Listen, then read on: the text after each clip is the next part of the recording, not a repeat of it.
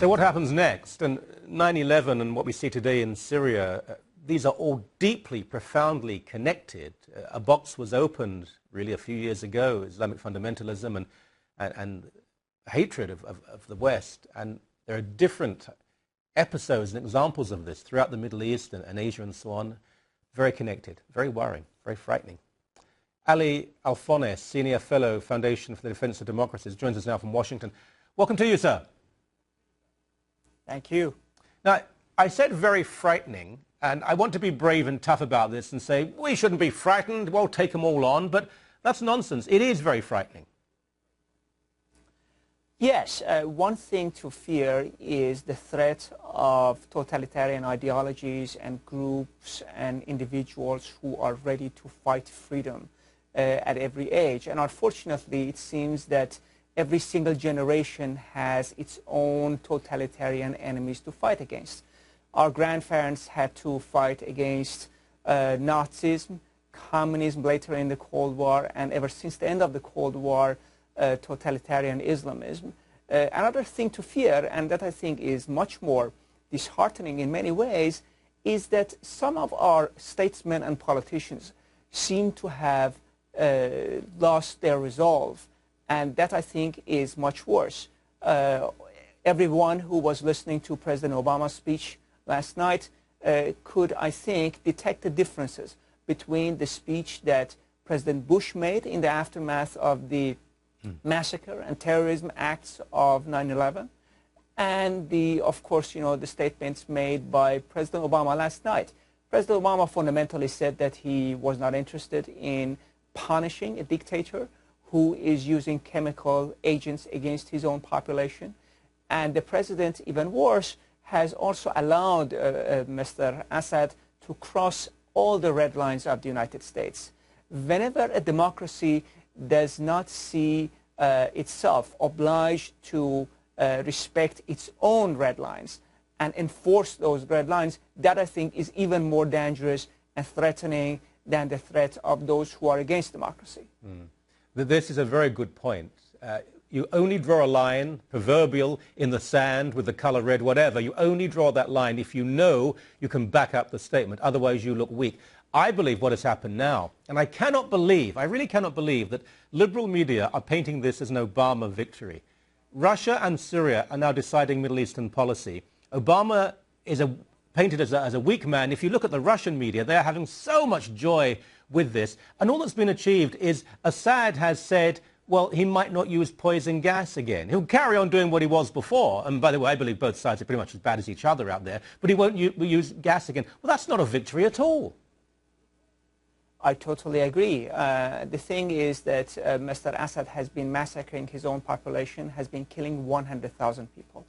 And the only issue that President Obama can be happy about is some kind of a promise of Mr. Assad no longer using chemical agents. In other words, the life of 1,400 individuals count more for President Obama than 100,000 people who have already been massacred by Mr. Assad in Syria. And of course, the issue of United States prestige. I fundamentally believe that future generations will be looking at this event, at the Obama speech of last night, as a turning point. A turning point where America ceased, more or less, to be a great power, ceased to have the will and the resolve to shape the world.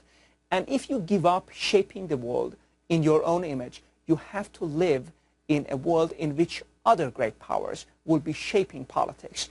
Those great powers could be Mr. Putin's Russia. And I have to say, I was shocked when I was listening to President Obama saying that he trusts and believes that an ex-KGB agent is going to keep his promise and is hoping that Middle East is going to be a better place if Russia and Mr. Putin's Russia is going to play a greater role. It is, I mean, I'm almost incredulous. As much as I dislike Obama's views and rather dislike his personality, and that's my problem, as it were, I always assumed he was a man of if not worldliness, intelligence, that he could make such a statement. And what I fear is America's former friends, and principally in the Middle East, this will be Israel, I mean, it's still a friend, But Russia and Israel have moved ever closer. The Israelis want and need the United States friendship. But I hear this from senior Israeli politicians. They say, well, if America continues to be Barack Obama's America, and if Putin, even though he's backing Iran and Syria, if he keeps coming to us, we have to look to the people who can protect us, who can arm us. And it's not that suddenly Israel will become an ally of the Russians and reject the United States, but there's a certain ambivalence being injected into Israeli foreign policy now. It would make perfectly good sense that former allies of the United States and present allies try to look elsewhere for protection, and it is also perfectly normal to see defection from the U.S. camp. If U.S. allies do no longer believe that the United States is capable of providing them with the security that they need, they will try to shape their own foreign policy, and they will try to attend to their own security needs, which makes the world a more dangerous place. A world with a policeman may not be a pleasant place to live in, but a world in which there is no one who is the policeman, and everybody has to try to protect his and her own security and survival, is a much more dangerous place. Mm-hmm. Fundamentally, we are moving the world back to a pre-World War I situation in which there is balance of power and competition for power and influence among great powers. And that, you know, in the end, of course, led to the outbreak of World War I. Nobody knows what type of events will happen in a situation where the United States fundamentally chooses the path of isolationism. Mm. Last question, moving away from the United States, the issue of Islamic fundamentalism and the generational flavor of it, because we always assume that the next generation would learn more and the one after that learn even more, and as course become more civilized and more conciliatory.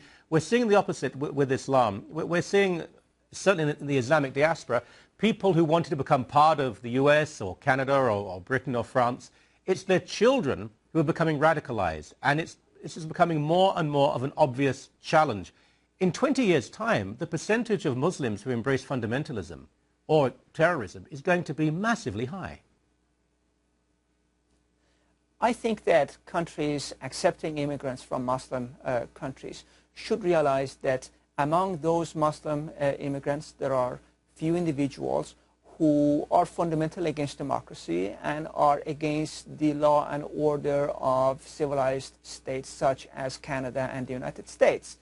And this is where we really need to be very, very careful, because fundamentalist ideology has the ability to mobilize individuals, people, even better educated ones. Yep. During the Cold War, it was perfectly normal to have Berkeley graduates becoming communists, revolutionaries.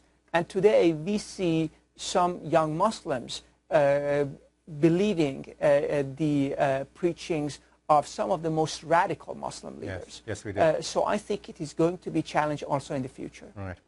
Appreciate the time. Most instructive. Thank you very much indeed. Thank you.